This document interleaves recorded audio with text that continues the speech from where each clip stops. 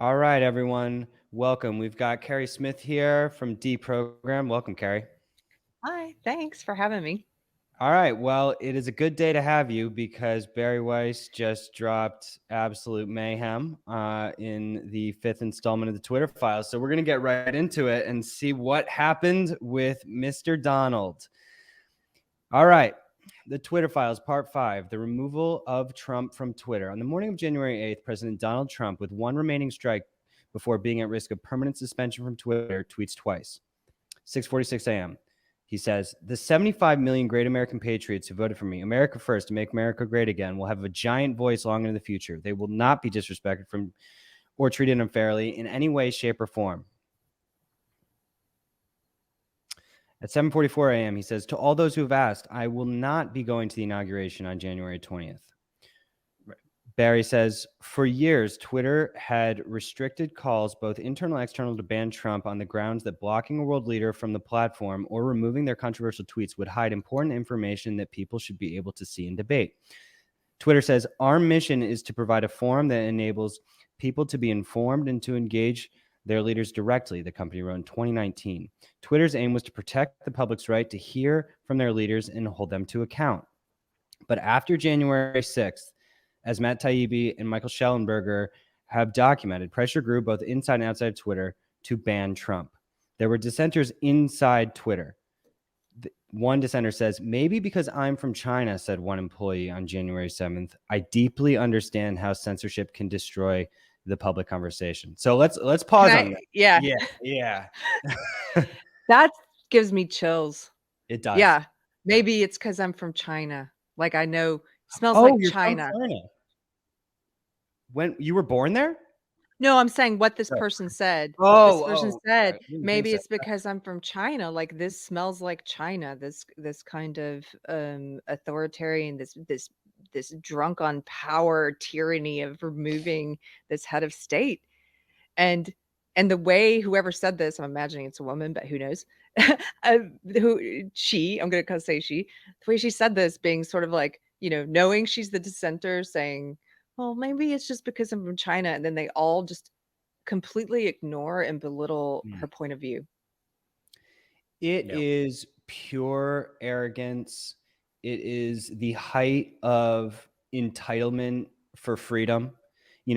For this is the lack of context that people, arrogant people stomping on free speech in the US, have lost the plot.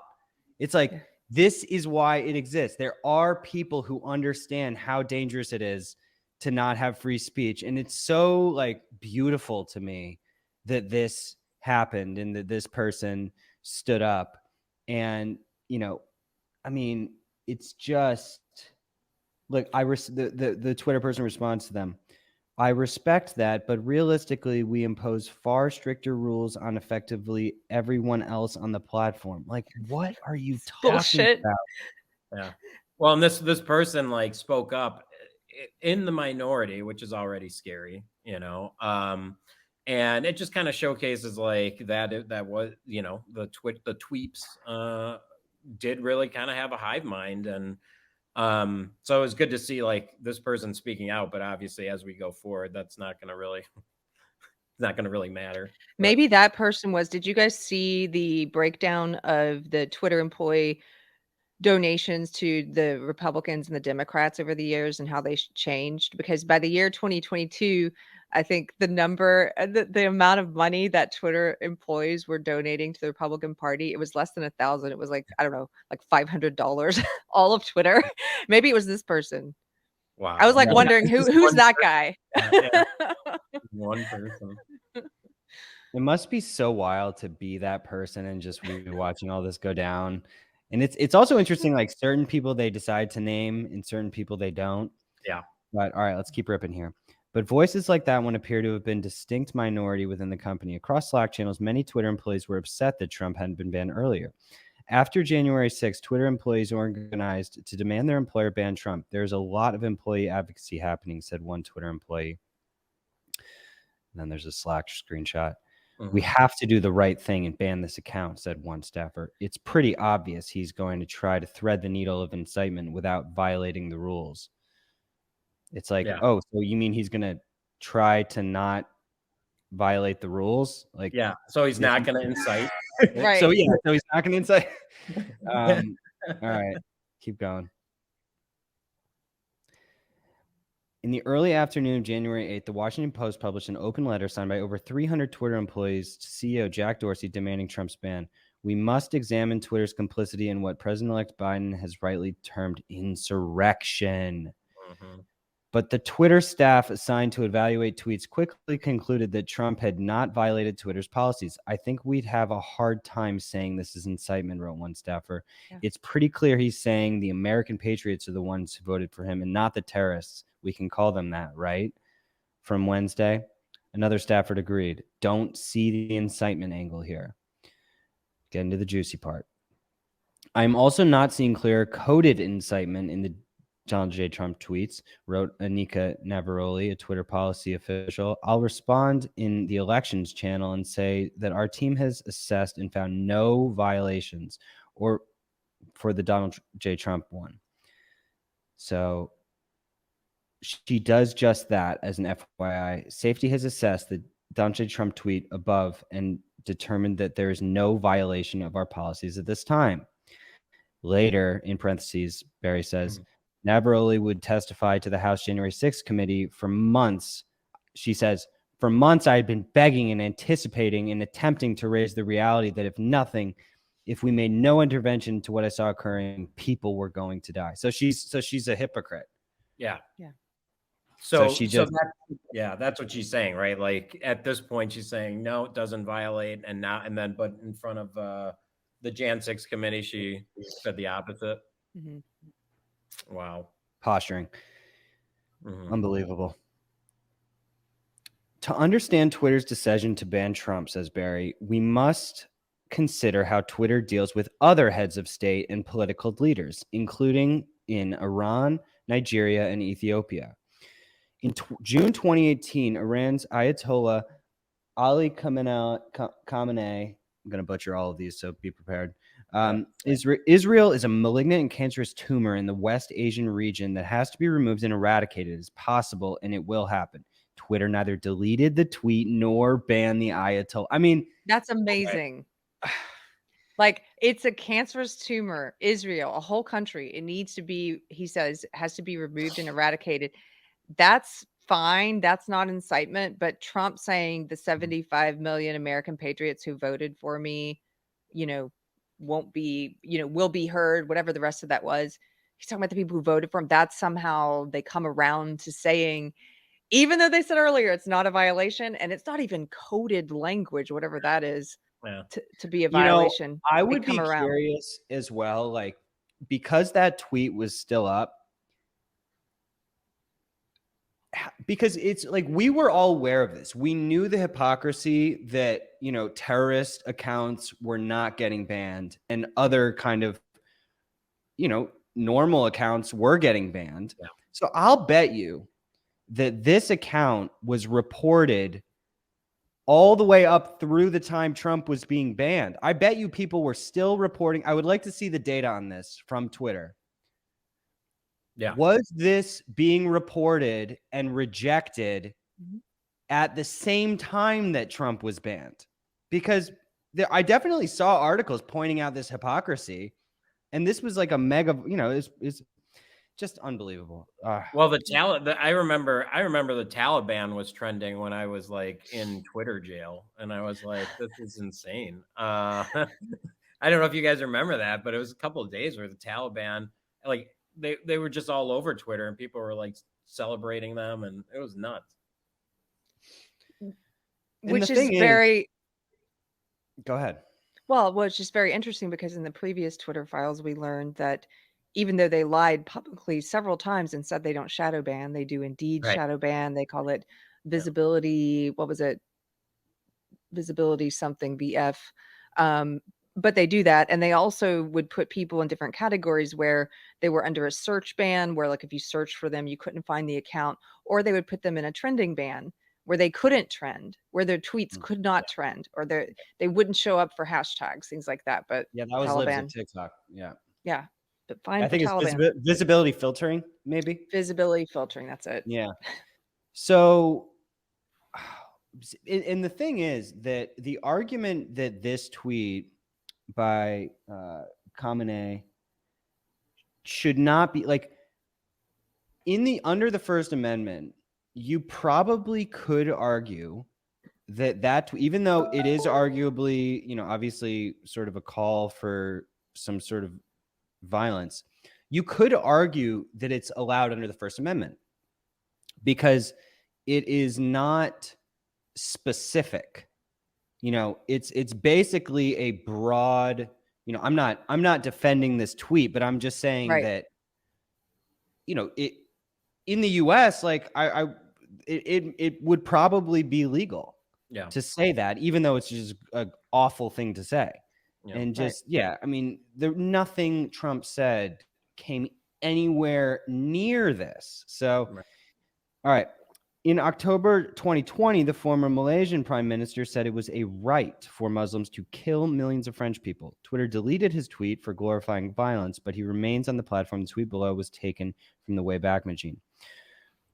Muhammad Buhari, the president of Nigeria, incited violence against pro-Biafra groups. Those of us in the fields for 30 months, he said, who went through the war, he wrote, will treat them in the language they understand. Twitter deleted the tweet, but didn't ban Buhari. In October 2021, Twitter allowed Ethiopian Prime Minister Abiy Ahmed to call on citizens to take up arms against the Tigray region. Twitter allowed the tweet to remain up and did not ban the prime minister. In early February 2021, Prime Minister Narendra Modi's government threatened to arrest Twitter employees in India and to incarcerate them for up to 7 years after they restored hundreds of accounts that had been critical of him. Twitter did not ban Modi. But Twitter's executives did ban Trump, even though key staffers said that Trump had not incited violence, not even in a coded way. Oh, here we go. I'd say, I think this is the meat. This is kind of like this is the meat, the next few. Crowds here. I want to linger on this. Less than 90 minutes after Twitter employees had determined that Trump's tweets were not in violation of Twitter policy, Vijaya Gad, Twitter's head of legal policy and trust, asked whether it could, in fact, be coded incitement to further violence. Dog whistling, right? That's what they're saying. Mm-hmm. Coded incitement. I mean, it does not say anywhere in Twitter's terms, because obviously the whole idea of a dog whistle or coded incitement, it's like you could say that anything is code. Yeah. Mm-hmm. It makes you God. You get to be God. You decide what the word harm means. Yeah. You decide what's coded language, what's not. Hey, it's not a violation, but it's a secret code that only I can crack. Yeah. Oh, man.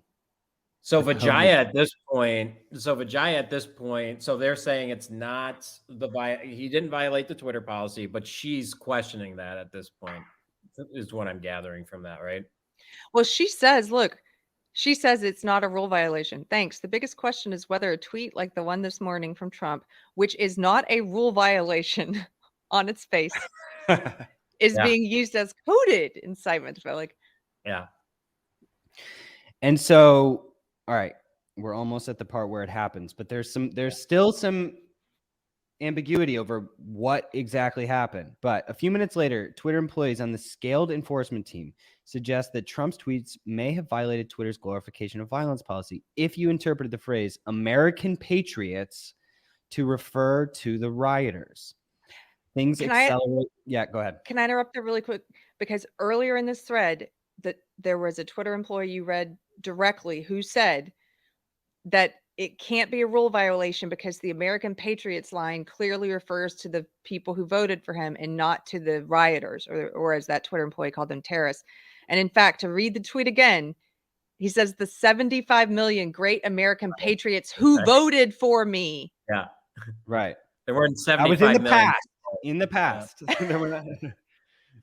Yeah, there weren't 75 million people at Jan 6, even though that's the media wants, you think there were based on Sorry to interrupt you. I just wanted to read that again because they're now saying it refers to the rioters. It does not. It's the 75 million great American patriots who voted for me. How many total rioters were there? few hundred or something. 74 million. 74. Yeah. All right. Things escalate from there. Members of that team came to view him as the leader of a terrorist group responsible for violence and deaths comparable to Christchurch shooter or Hitler. And on that basis, and on the totality of his tweets, he should be deplatformed. Wow. Yep. He is calling for a mass shooting, apparently. 2 hours later, Twitter executives host a 30 minutes all-staff meeting. Jack Dorsey and Vijaya Gad answer staff questions as to why Trump wasn't banned yet, but they make some employees angrier. By the way, Jack was on vacation, taking this from a remote location, chilling out, maxing, relaxing. Multiple tweets. Twitter employees have quoted the banality of evil, suggesting that the people implementing our policies are like Nazis following orders. Relays Yoel Roth to a colleague. So, yeah, I mean, they're calling Dorsey Hitler for not. So he has this insurrection happening within his company of people, despite all the censorship that he's been doing. And Yoel is the guy that Elon was kind of defending early on, obviously not anymore, but right. Yeah, it's interesting. Well, yeah, and it's interesting to think about kind of what information Elon had in those first couple weeks when Yoel was still on board. Yeah. And like when he specifically learned information that caused him to leave. But yeah, I mean, Yoel he's the head of the battalion. Yeah. Dorsey requested simpler language to explain Trump's suspension. So we have Yoel Roth. This is a key screenshot where if we get close to suspension, an analysis of 8chan or Parler is part of the decision. Any links to that content would be helpful for us with trusted, if possible. I butchered that. I'd like those services to pay a price here. Yoel says, yep, noted. Dell is rewriting the doc per request from Jack to make it simpler, which, God help us, makes me think he wants to share it publicly. Transparency. Boo, right? 1 hour later, Twitter announces Trump's permanent suspension due to the risk of further incitement of violence. So in between these two tweets, 31 and 32, stuff happened. Yeah. And so because we're not seeing everything here. We're seeing basically, the Slack conversations. And, Tim pointed out, Tim Cast on his page, that basically there was no rule that he was banned for. Mm-hmm. Because this is the exact language that, went out in their blog, due to the risk of further incitement. But that's not saying that it was incitement. That's saying risk of further incitement, which is sort of saying that he has already been inciting, but it's also not pointing to anything that was incitement. So something happened when Jack requested the simplified language, and then probably he and Vijaya were chatting, and they made some higher up decision. Yeah. And then it just happened. But it's interesting that they're not, if you scroll down, Sean, like, sure. So can you, click in.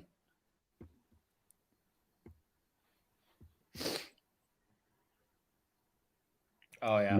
All right, here we go. Everyone's happy. Many at Twitter were ecstatic and congratulatory. Big pops to whoever in trust and safety is sitting there whack-a-moling these Trump accounts. By the next day, employees expressed eagerness to tackle. So they're already on the next thing. It's just like, it's never enough. Yeah. Mm-hmm. This is the part, endless hunger. This is the part that makes me sick to my stomach, because it's that when they're drunk on that power and they're already expressing excitement, they have a bloodlust for it now, like can't wait to do the same thing when it comes to quote unquote medical misinformation. They have a taste of it, Yeah, it really is gluttonous. Yeah.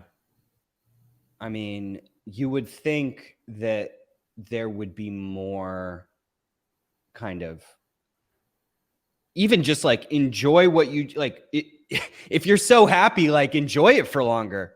Yeah, but I think like with Jack, it just shows how his principles are so like he just kind of sold out his principles. I mean, you know, an hour before he's talking to the employees about why we're not going to do this, and it only took an hour for them, you know, to get him to move on his first principles. It's like it's just that's crazy to me. Like he could have made a huge statement as a CEO saying, "No, we're not going to do this," and instead, well, it seems like that's what he did in the all come out. hands, and then everyone's angry, so he probably feels like, oh my god, the company, like, you know, everyone hates me. They're all angry. He literally caved to the mob. That's just Yeah. exactly what happened. That's Mob exactly right. justice. What did you call it, Sean? The madness of crowds. Here. Yeah, the madness of crowds. It's like the what is it? The kids were there on the island. What's that book called? Lord of the Flies. Lord of the Flies, exactly. It's like Sean, can you That's what go over to Dorsey's page for a sec? Because I Sure. think it's important to show that he is literally saying nothing. He's just ignoring everything. In the last week, he has, you know, just been posting like stuff he's doing with, you know, in Africa with Bitcoin and like just nothing. Yeah, you're right. Yeah, He's like thing. nothing. I mean, World he's talking Cup. yeah, World Cup, you know, payments. Okay, yeah, we know you like Bitcoin. Good for you. Like He had some replies, I know, right? all Like, the last time that he was even talking about it was when he, you know, he said something. I think it was about like Yoel or something, and then Elon just absolutely came in and like punted on him. Here, keep going. Keep going. Yeah. Do you think maybe he was deleting There some you go. stuff? There you Okay. go. All right. So Oh, here you go. Yeah. yeah, so click on Elon's. This one? Yeah. With Cernovich? Yep. So scroll up. There you go. Oh yeah, this was the one I saw. So they're talking about like, you know, Twitter basically ignoring child porn or child exploitation. And then Jack comes in and says, this is false that we ignored it. And then Elon, no, it's not. When Ella Irwin, who now runs Twitter Trust and Safety, joined Twitter earlier this year, and almost no one was working on child safety. She raised this with Ned and Parag, but they rejected her staffing request. I made it top of priority immediately. Keep going. It gets better. Wait, yeah. Click on it. Can you click in? No. Yeah. No. Keep going. Go back. Go back because Jack says no. And then he also, anyway, there was another one where he said like Ned was spending millions of dollars on, you know, basketball, pro basketball tickets instead. Oh, So it's just like, it was a huge dunk. And this was just the last time that Jack said anything. Yeah. All right. I mean, well, it's kind of like what he did when he was at the helm. He just kind of really didn't do anything. You know, like he was kind of there, like, you know. Well, it's an effective strategy too, because even though the weight of the world is, you know, coming at him and everyone's pissed, like there's very little upside for him trying to defend himself. No. Yeah. Sometimes inaction is action, I guess. And yeah, you're right. That was his MO the whole time. Just don't deal with it. Yeah. It's not worth it. And, you know, Yeah. I can't believe that he needs to come out and apologize or something. He should. I saw Nuance Bro in those comments there that you were just reading.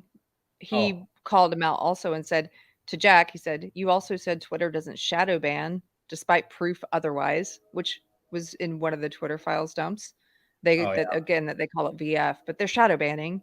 And it's like, dude, you went on, I remember, he went on Congress. Rogan. Yeah. He went on Rogan. He also went before Congress. Yeah. And And said they don't do that.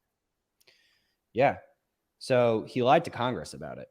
And it was probably some sort of weird definition that, this is what they do. They come up with these definitions for things, and then they justify lying because they say, oh, it's not shadow banning, it's visibility filtering. So that they can admit that, so that they can convince themselves that it's ethical to say that there's no shadow banning.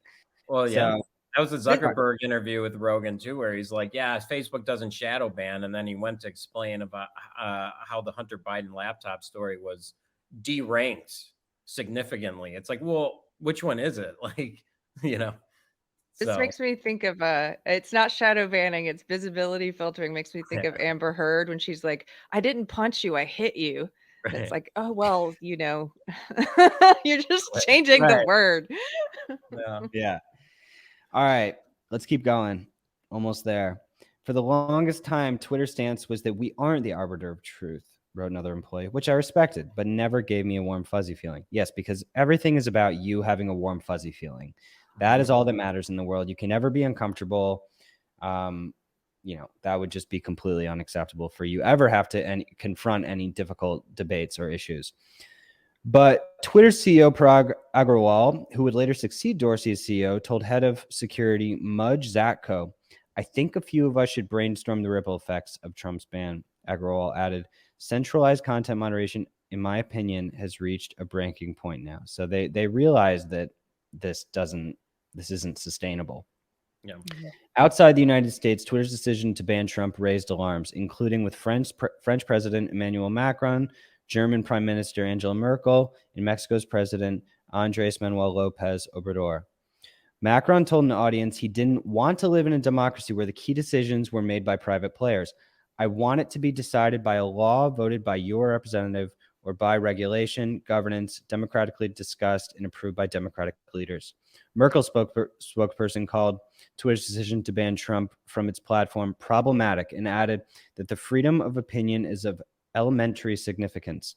Russian opposition leader Alexei Navalny criticized the ban as an unacceptable act of censorship. So, these are some very mainstream politicians who, you would typically think are sort of part of the problem, calling out Twitter.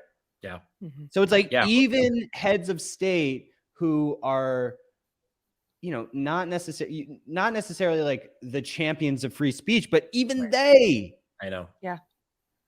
It was too far for the Russians. It was too far for the Germans. And the Germans, I don't know. I'm sure you guys have seen it where if you get any report on Twitter in Germany, they have to send you this email. Twitter sends you an email saying you've been reported in Germany, and it's a whole thing.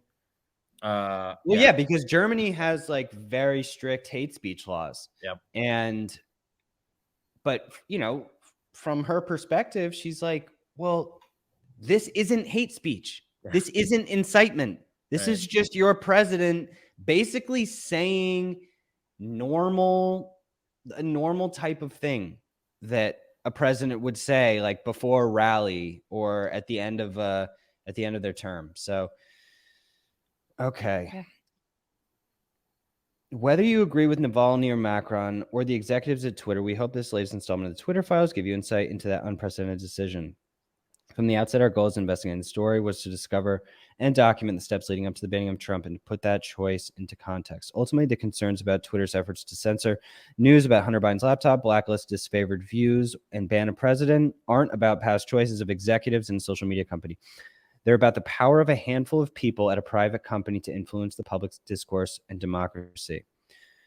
So, I mean, I think it's amazing reporting. I'm left still curious because we didn't actually see the decision. Mm-hmm. We saw basically it's unbelievable, and we saw everything around the decision, but the actual decision we didn't see. Yeah. But I don't know. I don't think we need to. Right. Because it was clear they were, the heads were against it, and then the employees changed their minds, and then they decided to go further with COVID and all the other stuff, Yeah, I think that the reality is how how chat threads work is that, you know, you've kind of got these open channels at your company, and where all of the teams are talking. And so it seems like the access that the Twitter Files journalists have is with a lot of these sort of public team channels. But then when you get in, you know, the meat, a lot of the meat in the, you know, probably the place where this actual decision was made was probably in like an encrypted message between Vijaya and Jack or something like that. So we're never going to get that. But I think it's unnecessary because you can really see the consensus was already in. There was no justification. And yeah. So what do you guys think is going to come of this? Yeah, 300 employees. Apparently, you know, that's obviously why Elon fired, I think, hundreds of employees. So that could be part of it. It's going to be interesting to see, you know, like how many of those people are still on the platform or still working for the company, and if, you know, if they're going to have any influence. I don't see Elon backing down though, like Jack. I mean, he's been doubling down. He's going harder in kind of the absurd direction of just like making crazy jokes. Full red pill. Yeah. I mean, trying to basically weed out everybody on he wants to figure out who on their team is, you know, a part of the mob. Yeah. So I think he's saying a lot of this on purpose to figure it out, because he doesn't want anyone in their ship who can, you know, who's going to be a threat. You ask what I think is going to happen in terms of like the big picture, not just not at Twitter, but the world. Like, is there going to be accountability for this? I mean, this story, in my opinion, and a lot of people have said, this is bigger than Watergate. This is huge. It should be breaking news 24/7 on every network if we had if we lived in a just world and if we had real journalists, but we don't. The real journalists are all doing Twitter files. They're like Bari Weiss, Matt Taibbi. They're posting this stuff on Twitter. If you go to the front page of CNN right now, I just looked, there's nothing. There's nothing about just do a global search, Sean. Let's just see. Just search Twitter Files. And what does come up if you do that search is some Fox News is covering it, but then there's the places like New York Magazine, they're covering it and they're telling you what to think about it and how it's terrible. Here's a headline from New York Magazine. The Twitter Files is what it claims to expose. MSNBC, Elon Musk's free speech Twitter Files questions hurt all of us. Oh, I'm hurt. I feel abused by these.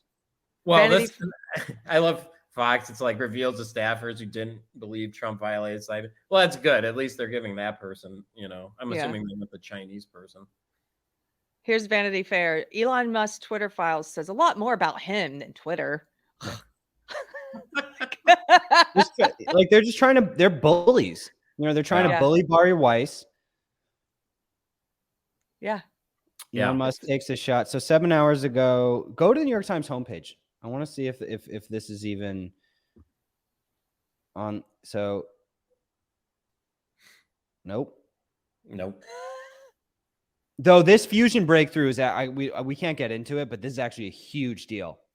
There's going to be a huge announcement tomorrow of a fusion breakthrough. That's awesome. Well, it looks like we're talking about tomorrow. That's awesome. Yeah. But like, it's just unbelievable. Like, scroll down. I mean, come on, guys. What do you got? Nothing.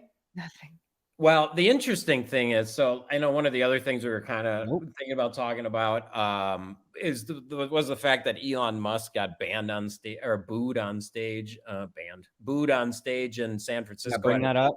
Show. And what was interesting to me, like, it kind of seems like, so the mainstream media is attacking Elon, right? There's this negative perception of Elon. And I was kind of thinking about like Chappelle's fan bases. Or his fan base. So you have people that are fans of comedy. He obviously has a really mainstream audience. There's people that watch the show, you know, the Dave Chappelle show. So he has a lot of people that don't pay attention to social media. And also Dave Chappelle isn't on social media. So I think a lot of the people that are in his audience just are the people that follow the mainstream media narrative and think what Elon's doing is bad for Twitter. Well, Chris Rock too, because it's a combo Dave Chappelle and Chris Rock show. Right. Yeah, and good Chris, point. I think, has even more mainstream audience than Chappelle. Yes. And he doesn't harp as much on the culture war issues, but Keri, you actually worked with Chris Rock. I did. We co-produced a late night show together. Yes, he's definitely more mainstream. He plays it safe, and he did talk a little bit about the culture war stuff in terms of how it affected playing on college campuses and how it was and people were really into self-censorship and it was kind of boring. I remember him commenting on that a few years ago. But other than that, Chappelle's just a thoroughly authentic dude, in my opinion. And Chappelle's out there saying, well, this is what I think about the trans issue. And even if it goes against the mainstream narrative, he's willing to say it. And I can't see Rock wading into something like that. Yeah, that being said, I do not think Rock is politically correct. I mean, he definitely does take risks. He knows how to do it, though. I almost feel like he's a next level comic in that he knows how to do it in a way that just captures even more people. Mm-hmm. I mean, maybe he does stay away from certain issues, but like, I don't know. I love them both. And so anyway, the point of this, and Elon commented on this. He said that it would. He actually tried to say that 90% were cheering for him and 10% were not. If you go to I have it. I had it up. 10% booze. Yeah, there you go. Oh yeah. Yeah, I was 10%. Like, okay, all right. I was like, yeah, okay, yeah. Is that from your data analysis of audio of the clip from your yeah. Just but own I mean, it. Just own it. Like, I think that he whatever. Yeah, regardless.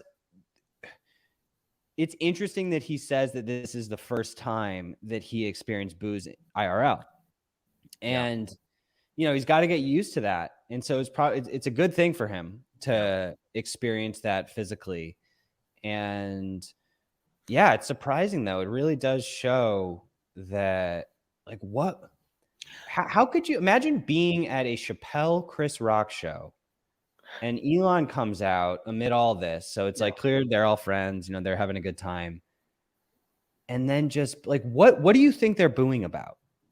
Well, he only recently has been turned into this heretic and this pariah by the media. It was only since he purchased Twitter or was talking about purchasing Twitter. It's kind of a new phenomenon. I mean, a year ago, I don't think he would have been booed. It's just that they do this, the cathedral, whatever people call it, the media, the social media companies, they just hammer home these messages of who's bad now, who's good, who's, and so I used to be in that leftist cult and that echo chamber.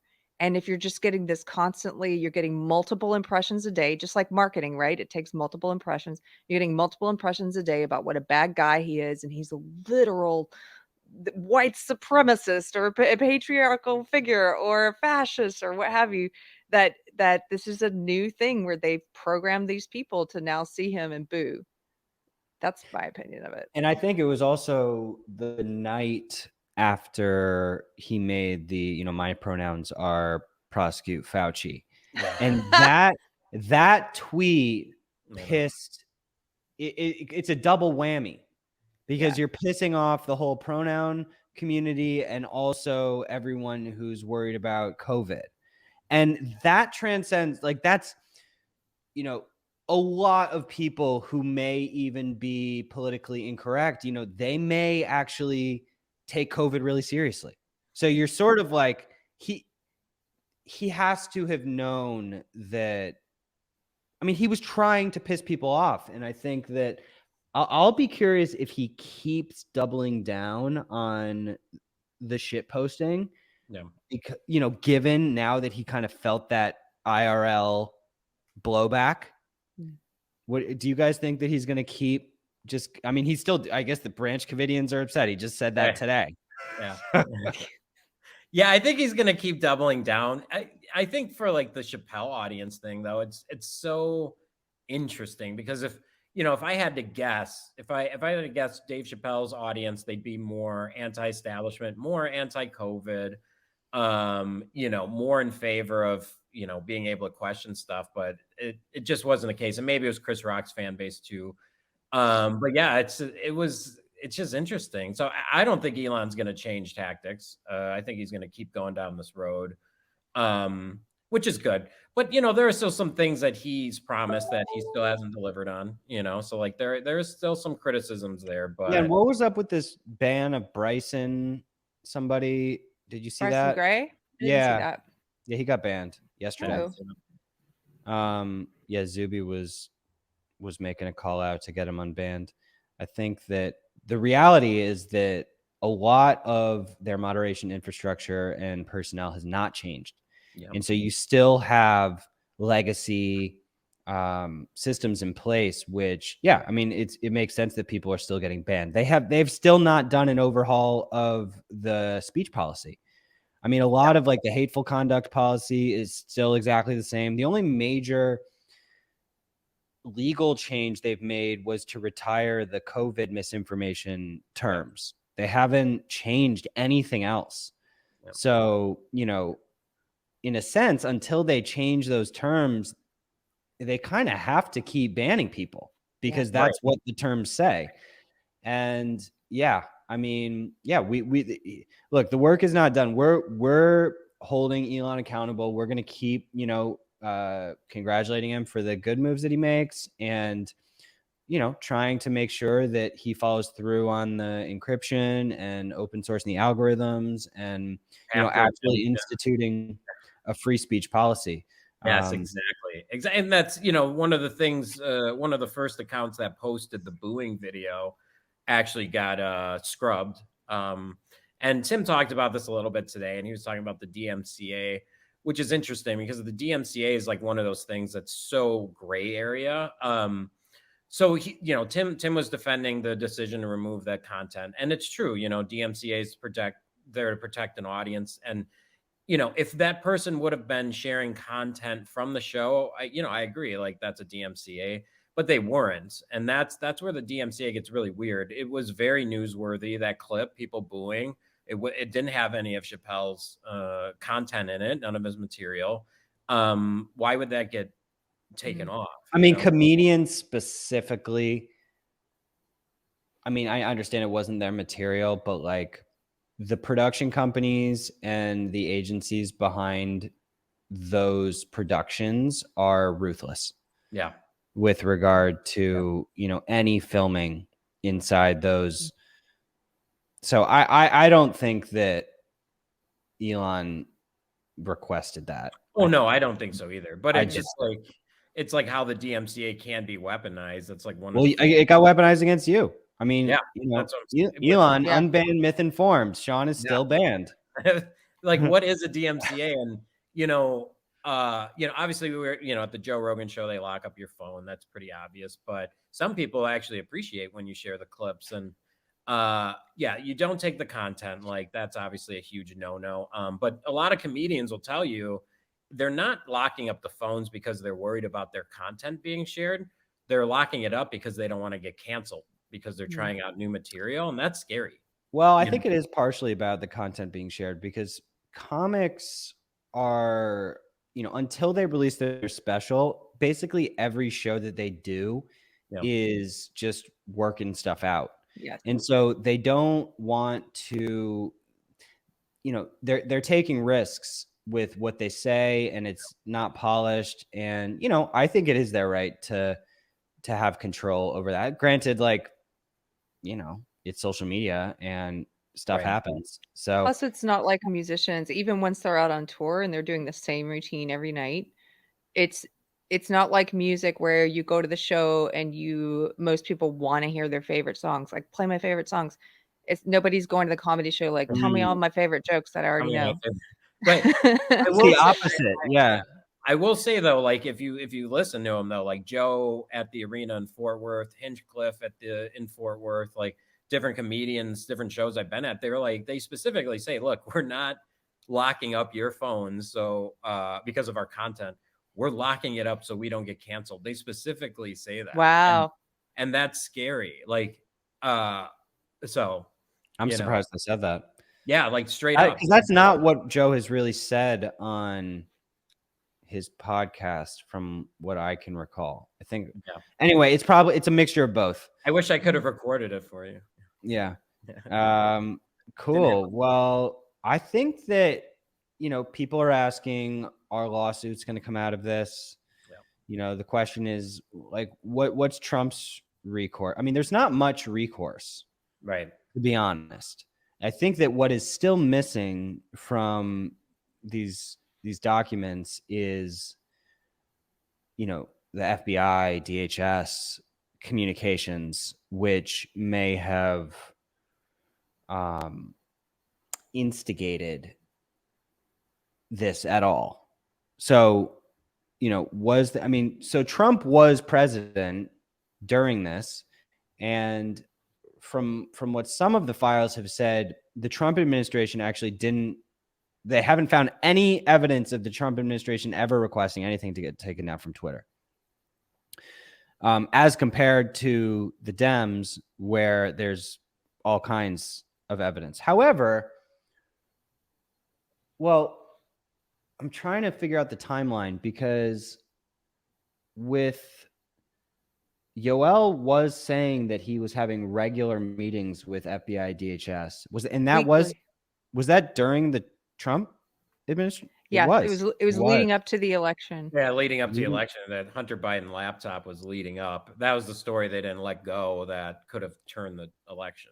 Right. So I think that and then we also had Jim Baker, who got fired from Twitter, who was still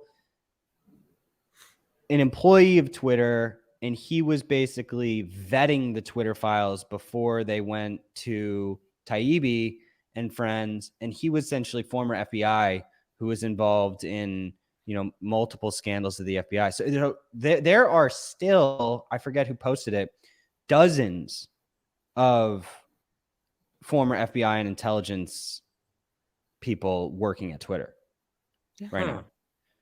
So I think that, the big legal issue that we have some evidence of with the Hunter Biden case, where the Biden administration was asking to take down, Hunter's nasty photos. But that's a little bit different than them. I think we're going to get to this with COVID.